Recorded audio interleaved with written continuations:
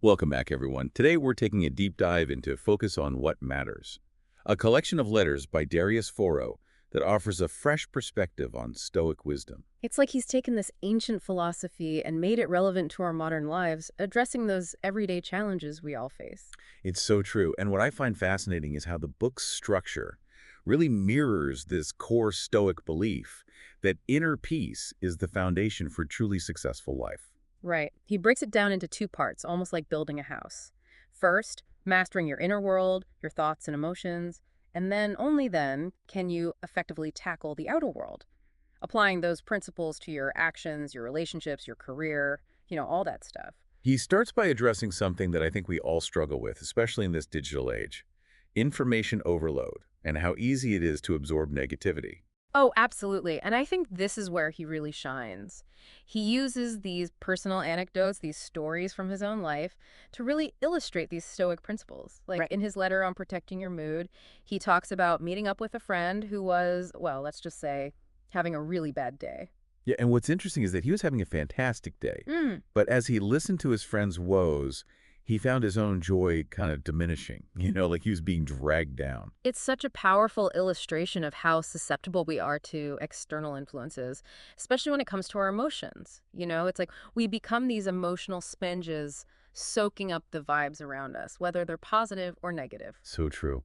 And it makes you realize how important it is to be mindful of the information we consume, the people we surround ourselves with, all of that. It can really impact our inner state. For sure. And this leads nicely into his next letter, which is all about motivation. And I think we've all been there, right? Those times when you feel stuck, uninspired, lacking that drive to get things done. Definitely. And Four is really candid about his own struggles with motivation. He talks about how he overcame these periods of feeling stuck by simply immersing himself in the pursuit of knowledge. Which I thought was brilliant because it really highlights this idea of proactive living, right? Instead of passively accepting a lack of motivation, you actively seek out something that sparks your interest, that rekindles that inner drive. It's so empowering. You're not waiting for inspiration to strike. You're going out there and creating it for yourself.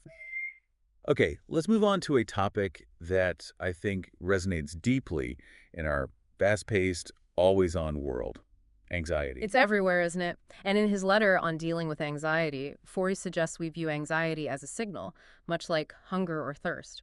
And he even goes on to say that accepting a baseline level of anxiety as normal can actually be helpful in managing it. Right.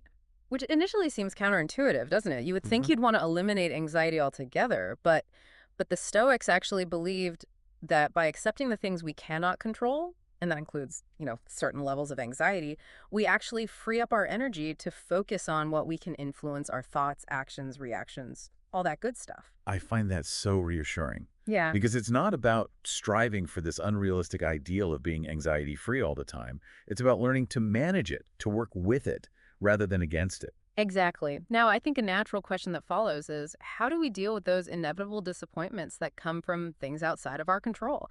Things that we can't change no matter how much we want to. Thoreau tackles this head-on in his letter on protecting yourself from disappointment.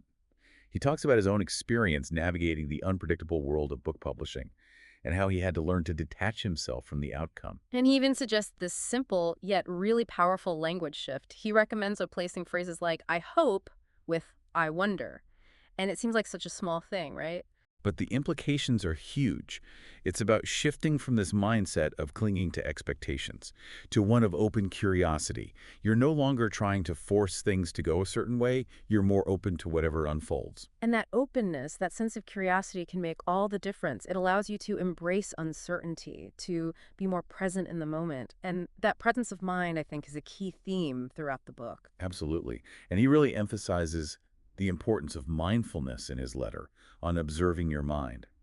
He draws inspiration from Marcus Aurelius, who was all about detaching from those racing thoughts, observing them as an outsider, almost like a scientist studying a specimen. And this practice is so essential for cultivating self-awareness, because when you can observe your thoughts without judgment, you develop this amazing ability to choose which ones to engage with, which ones to let go of. You become the master of your mind, rather than a slave to its whims. And I love how he turns this abstract concept into something actionable by sharing his own journaling practice.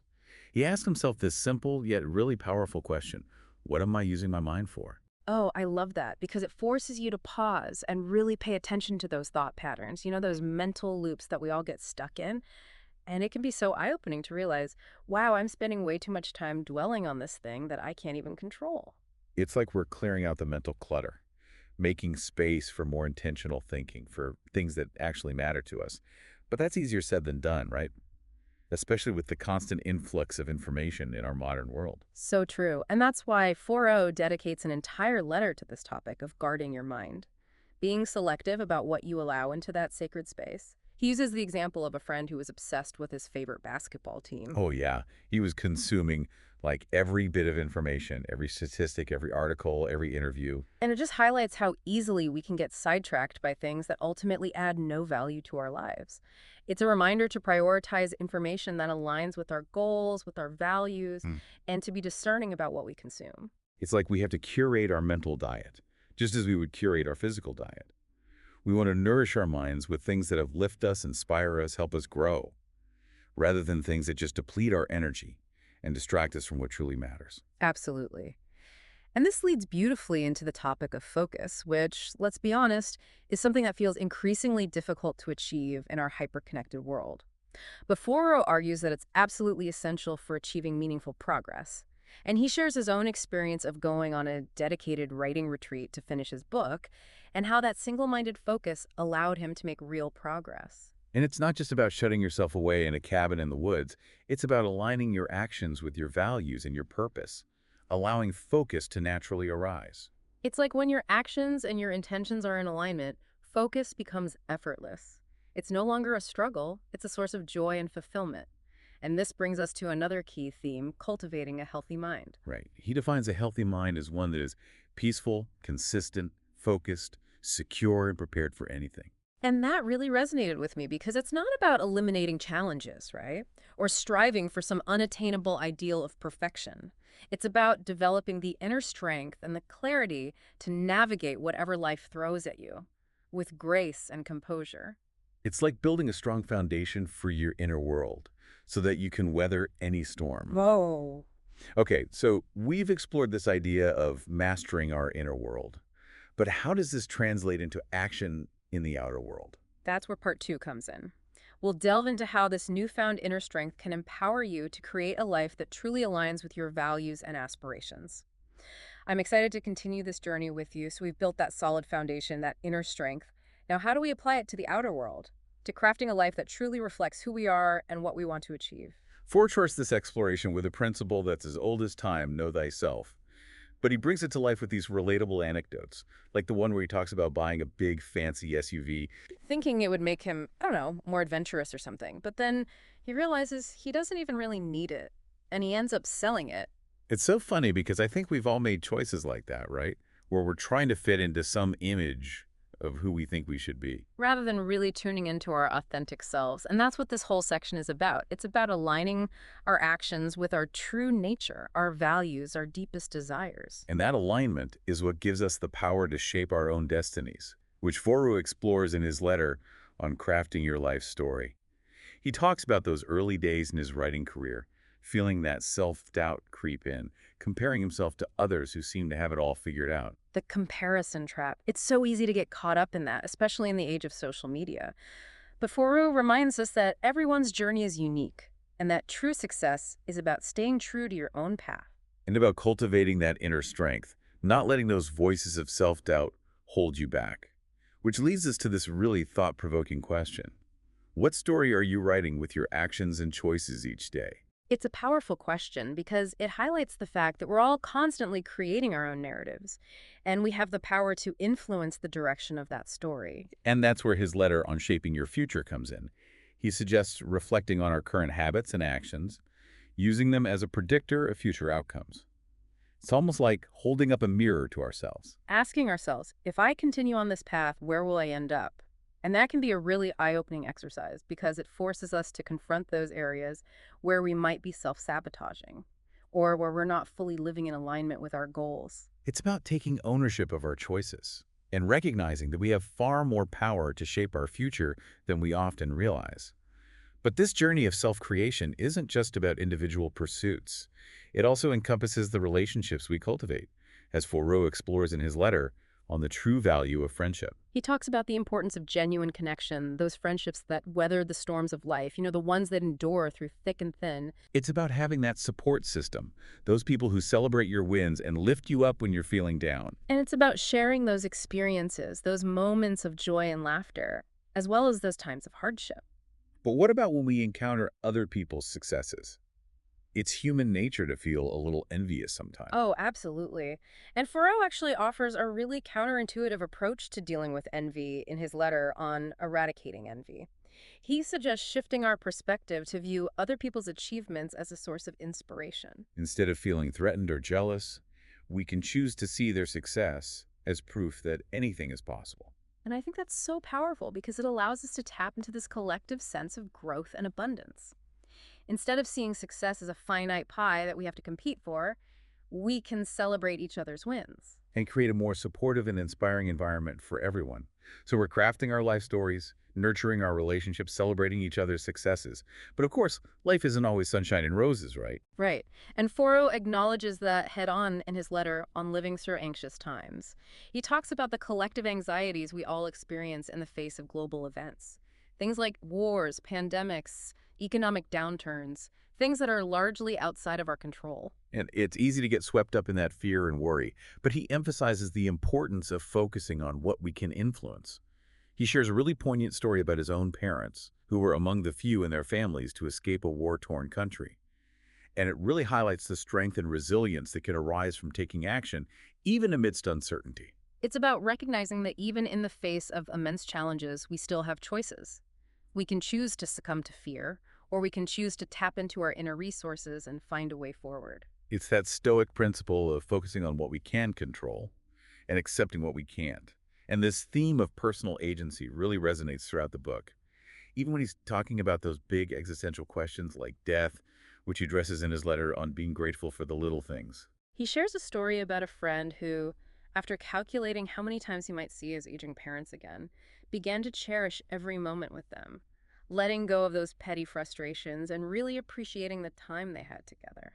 It's a beautiful reminder that our time with loved ones is precious, and that gratitude can shift our focus from fear and scarcity to appreciation and abundance. But what about those times when we're not facing major life challenges, but we just feel stuck in a rut, uninspired, unmotivated, lacking that zest for life? Oh, I've been there. And Thoreau offers some really practical advice in his letter on getting unstuck. He suggests shifting our focus outward. Instead of dwelling on our own problems, he recommends setting a goal that benefits others. Whether it's volunteering our time or pursuing a creative project that inspires us, this outward focus can really help us to reconnect with our passion and purpose. It's like that old saying, the best way to find yourself is to lose yourself in the service of others. And speaking of service, Thoreau reminds us that true resilience isn't just about individual grit. It's also about cultivating kindness and compassion. In his letter on being a friend to yourself, he encourages us to treat ourselves with the same gentleness and understanding that we would offer a friend. We're often our own harshest critics, aren't we? Holding ourselves to unrealistic standards and beating ourselves up for every little mistake. But Thoreau reminds us that true strength lies in embracing our imperfections and treating ourselves with compassion. He even makes this funny observation that we're often more polite to strangers than we are to our own loved ones. And it's so true. We need to extend that same level of kindness and patience to ourselves and those closest to our hearts. Absolutely. And this theme of kindness extends to how we navigate those challenging economic times, which he addresses in his letter on being calm during a recession. He reminds us that economic downturns are a natural part of the cycle. And that panicking only exacerbates anxieties. Instead, he suggests focusing on our financial habits, our skills, and our resourcefulness. It's about remembering that while external circumstances may fluctuate, we can still maintain a sense of inner calm and stability. And that brings us to a topic that many people tend to avoid, aging, which Thoreau tackles head-on in his letter on the impermanent nature of your body. And instead fearing the physical changes that come with time, he encourages us to embrace them as a natural part of life's journey. Our bodies are constantly evolving, and true beauty lies in accepting and appreciating each stage. It's a refreshing perspective that challenges those societal norms that often equate youth with beauty and vitality. Thoreau encourages us to find beauty in the wisdom and experience that come with aging. And that leads us to the final letter we'll explore in this deep dive on leaving a legacy. He challenges us to consider what we want to leave behind.